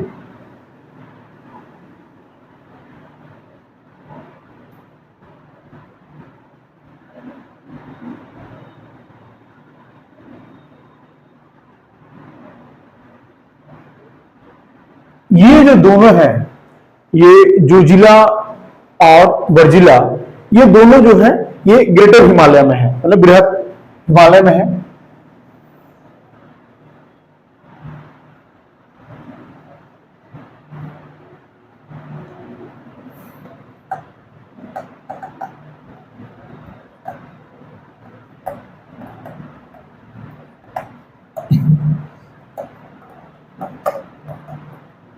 ठीक है। अब अगला यहां हम देखते हैं कि इस क्षेत्र में एक और दर्रा है, इसका नाम फोटुला है। फोटुला दर्रा, इसको इंग्लिश में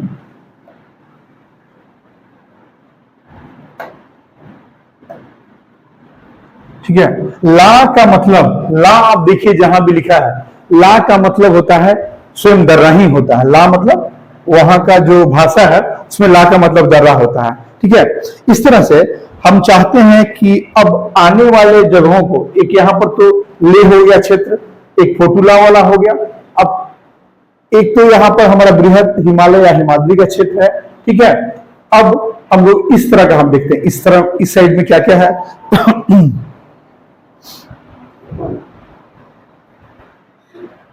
एक देखिए, एक यहां पर आपका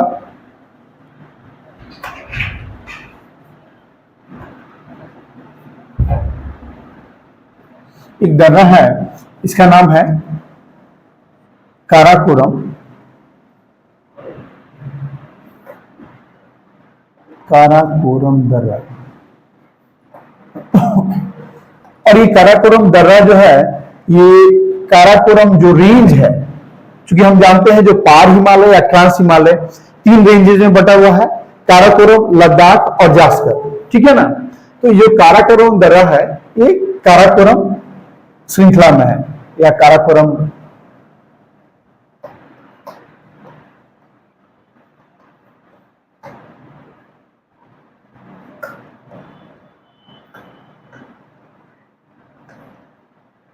ठीक है।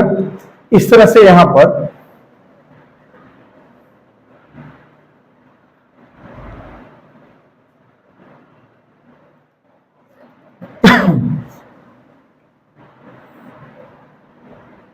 एक खारदुंगला है,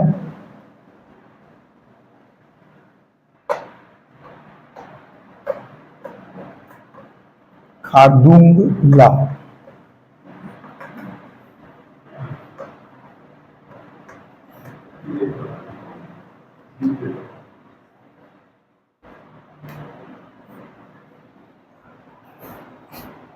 और इसी में खारदुंगला में ही यहां पर आप देखिएगा कि एक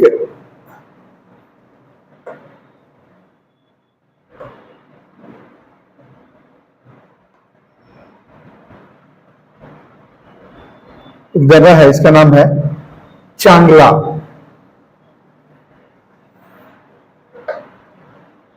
इसका नाम है चांगला।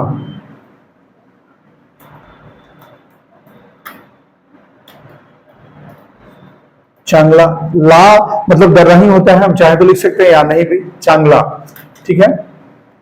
और ये जो चांगला है, चांगला पास का ये, और ये खारदुंगला है, ये दोनों जो है आपको काराकोरम के बाद लद्दाख है, लद्दाख श्रेणी में है। ये दोनों, ये जो दोनों हैं ये लद्दाख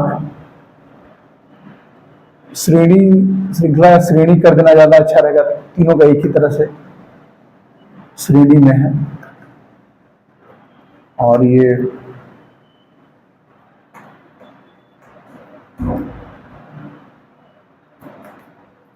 ठीक है। अब ये हमारा हो चुका, काराकोरम श्रेणी हो गया, इसमें एक ही दर्रा का हम लोग नाम ले रहे हैं, ये लद्दाख श्रेणी हो गया। और अब तीसरा हम लोग बात करेंगे आपको जास्कर का। ठीक है।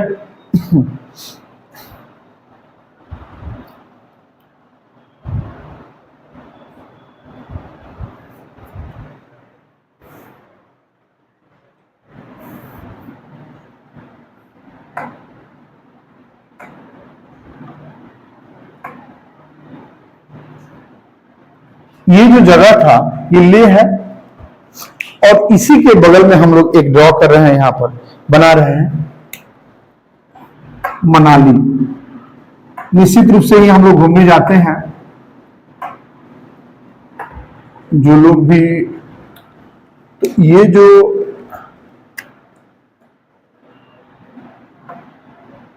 ये जो जगह है इसका नाम है मनाली। ये हिमाचल प्रदेश में है, ठीक है। और इसका जो नाम है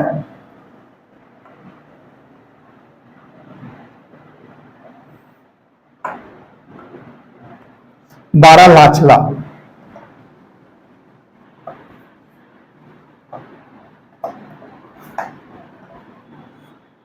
और ये जो बारालाचला और ये जो फोटुला है, अगर हम चाहें तो इसको कुछ इस तरह से करें कि एक साथ क्लब करना चाहते हैं कि बीच में इसको एरो को बदल दें हल्का सा,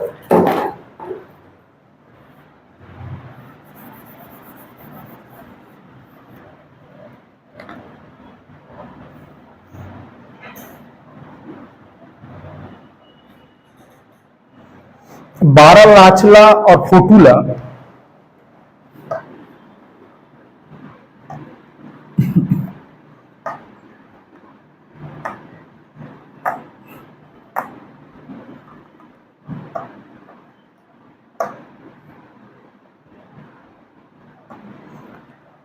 बारालाचला और फोटुला ये जास्कर में है, ये काराकोरम में है श्रेणी में, ये लद्दाख श्रेणी में, और ये दोनों जो है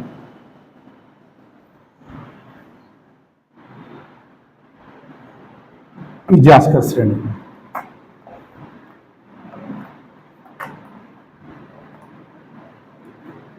ठीक है। अब इसके बाद हम यहां आएंगे और इसके बारे में ये चीज हम जान लें।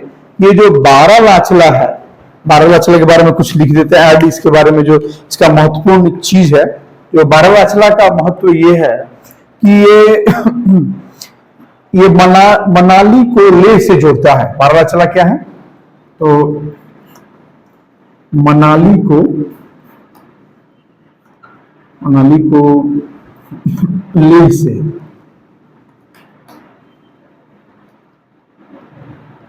से जोड़ता है। ठीक इसी तरह ये दोनों, ये जोजिला और ये फोटुला, ये दोनों दर्रे हैं, पासेज हैं। ये दोनों जो है ये श्रीनगर को लेह से जोड़ते हैं, ठीक है। और यहां पर मनाली को लेह से जोड़ने वाला हो गया बारालाचला, ठीक है। और ये दर्रे जो जोजिला है, जोजिला और ये फोटुला जो है ये श्रीनगर को लेह से जोड़ने वाला है, ठीक है। अब हम इधर देखते हैं, यहां पर आप देखते हैं एक यहां पर है, इसका नाम है पीर पंजाल। अब श्रेणी में देखेंगे, पीर पंजाल में आप देखिएगा कि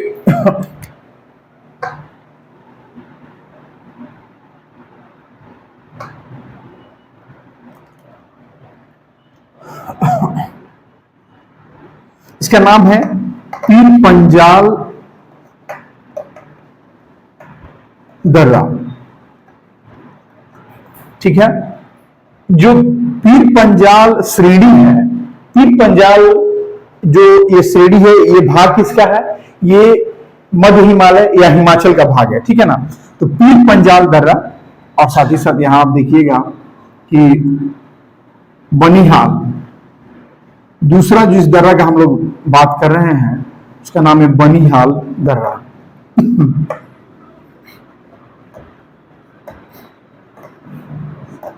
बनिहाल दर्रा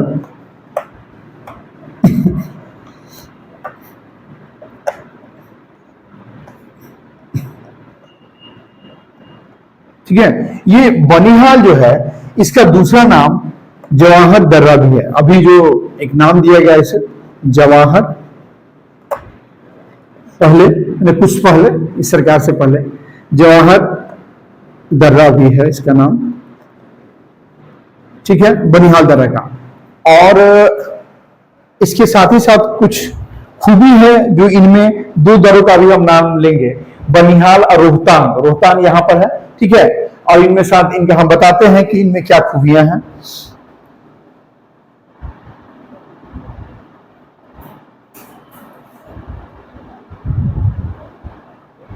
तो देखिए, एक काम यहां पर यह है कि बनिहाल पहले से है, इस सरकार के 2014 के आने से पहले ही नामांकन जवाहर दर्रा किया गया है, उससे पहले ही। और इसका जो जो जोड़ती है यहाँ का जो भाग है, ये जम्मू भाग है, और ये है जो कश्मीर की घाटी है यहाँ पर इधर आसपास में पूरा तरह से। तो मुख्यतः ये जो बनिहाल दर्रा है पहले से ही ये जम्मू घाटी यहाँ और जम्मू का क्षेत्र, घाटी ना कहा जाए, जम्मू का क्षेत्र पूरा ये कहा दिया जाए, और ये श्रीनगर, ये घाटी क्षेत्र है, श्रीनगर की घाटी है। तो जम्मू के इस क्षेत्र को श्रीनगर की घाटी से जोड़ने का काम हुआ है किसका? बनिहाल के दर्रा के द्वारा। ठीक है, इसका नाम जवाहर दर्रा भी रखा गया। और इसके पास ही एक दर्रा है, पास है, उसका नाम है रोहतांग। थोड़ा सा इधर हटके है। और ये जो रोहतांग दर्रा है, यानी रोहतांग पास है,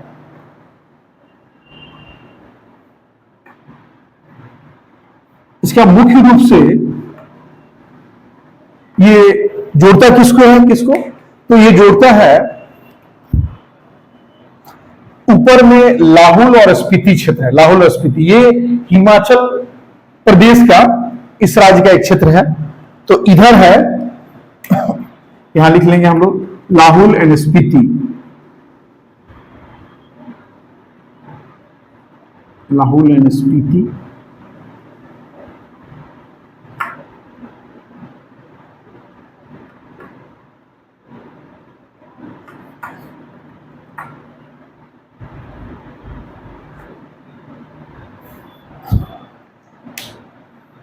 और तथा यहां जो लास्ट में हमारा जो लाहौल और स्पीति को ये जोड़ता है, ये आपका जो दूसरे तरफ यहां जो रहेगा, यहां पर कुल्लू घाटी रहेगा, ये कुल्लू घाटी।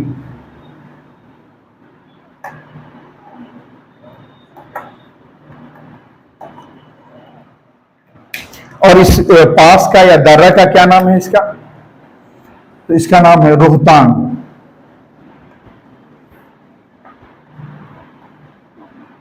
रोहतांग दर्रा, इसको इंग्लिश में रोहतांग।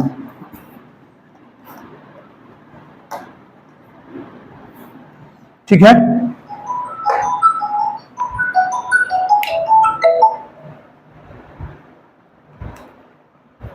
अभी क्लास के बाद में बात करते हैं,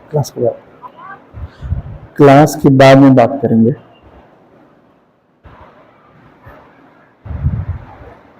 ठीक है। तो हम लोग ये देख रहे हैं कि यहां पर आपका ये लाहौल और स्पीति है, यहां पर ये क्षेत्र है,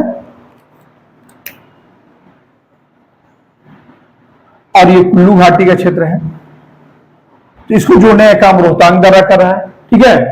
इस तरह से आप देखिए कि ये जो क्षेत्र है जम्मू कश्मीर वाला क्षेत्र है और हिमाचल प्रदेश के आसपास वाला जो महत्वपूर्ण है। हम देख पा रहे हैं मनाली यहाँ है। अब ये पूरा और तो विस्तार होता है इसका, हम एक लगभग एक समांतर दिए हैं। मनाली है यहाँ, और मनाली एक तरफ है और दूसरा तरफ आपका लेह है। मनाली को लेह से जोड़ता है आपका ये दर्रा या बारालाचला। और इसी तरह से हम लोग को देखिएगा कि इधर पीर पंजाल जो दर्रा है, और फिर उसके बाद बनिहाल दर्रा है। बनिहाल ये जम्मू से अगर हम देख लीजिए यहाँ तो कहें तो जम्मू क्षेत्र जो है, जम्मू क्षेत्र को कश्मीर ये श्रीनगर की घाटी से, यहाँ श्रीनगर कश्मीर यहाँ घाटी से जोड़ता है। इसका काम है बनिहाल दर्रा का। और ये जो पूरा का पूरा है पीर पंजाल दर्रा से लेकर के रोहतांग, तो ये पूरा अंतिम जो क्षेत्र है पीर पंजाल श्रृंखला का अंतिम ये होता है। रोहतांग जो है यहीं पर जो पीर पंजाल जो श्रेणी है, जिसमें आपका हिमाचल जो श्रेणी है टोटल, जो एक तो है आपका बृहद हिमालय या बड़ा हिमालय या हिमाद्री है, उसका एक यहाँ पर ये क्षेत्र है, बड़ा सा आगे बढ़ते चला जाता है। ठीक है। दूसरा है जो हिमाचल है या मध्य हिमालय, वो छोटे छोटे श्रेणियों में बटा हुआ है। और बीच बीच में घाटियां हैं, दून है, जैसे देहरादून, मसूरी, शिमला, ये सब बीच बीच में है वहां पर। तो उसी तरह पहला उसमें आता है पीर पंजाल। पीर पंजाल श्रेणी उसको कहिए, पीर पंजाल का छोटा ये श्रेणी। तो उसी में 3 दर्रे उसी में है, पीर पंजाल दर्रा, बनिहाल दर्रा और ये जवाहर दर्रा इसी का नाम है, और ये तीसरा रोहतांग। ये जो तीनों है आपको पीर पंजाल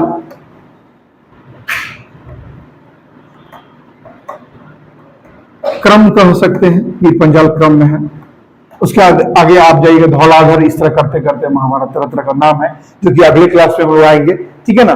तो एक बढ़िया सा दर्रा का एक ऊपर वाले जम्मू कश्मीर हिमाचल के आसपास के क्षेत्रों का एक ठीक है विवरण, हम लोग इसको ध्यान में देंगे और इसको बार बार आपस में हम लोग डिस्कस करेंगे क्लासेस में, बीच में एग्जाम में भी हम लोग रखेंगे, ठीक है। इससे हमें क्लैरिटी आएगी। और जो करंट अफेयर्स है, अगर हम देखें तो अगले क्लास में करंट अफेयर्स करते, चूंकि छोटे छोटे प्रश्न है तो करंट अफेयर्स को हम लोग कर लेंगे और फिर आगे का हम लोग विस्तार करेंगे, ठीक है।